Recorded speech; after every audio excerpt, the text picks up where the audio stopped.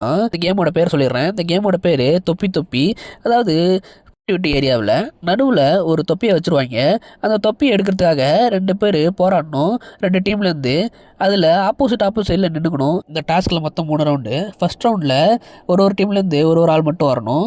Second ரவுண்டில் ஒவ்வொரு டீம்லேருந்து 2 ஆள் வந்து விளையாடணும். அதுதான் தேர்ட் ரவுண்டில் ஒவ்வொரு டீம்லேருந்து 3 ஆள் வந்து விளையாடணும்.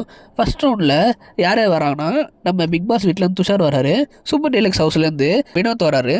அடுத்ததாக செகண்ட் ரவுண்டில் சூப்பர் டீலக்ஸ் ஹவுஸ்லேருந்து நம்ம எஃப்ஜேவும் ரம்யாவும் வராங்க. அடுத்ததாக பிக் பாஸ் ஹவுஸ்லேருந்து கெமியும் கமருதனும் வராங்க. அடுத்ததாக தேர்ட் ரவுண்டில் யார் வராங்கன்னா, நம்ம பிக் பாஸ் ஹவுஸ்லேருந்து சுபிக்ஷா, விக்கல்ஸ் விக்ரம், அப்புறம் கேப்டனான பிரவீனே வராரு. அதுக்கப்புறமா அதுக்கு ஆப்போசிட்டில் நம்ம சூப்பர் டீலக்ஸ் ஹவுஸில் யார் வராங்கன்னா, சபரி, வாட்டர்மேன் ஸ்டாரு, கனி 3 பேர் வராங்க. ஆக்சுவலாக அந்த கேமோட ரூல்ஸ் என்னென்னா, நடுவில் ஒரு தொப்பி இருக்கும்.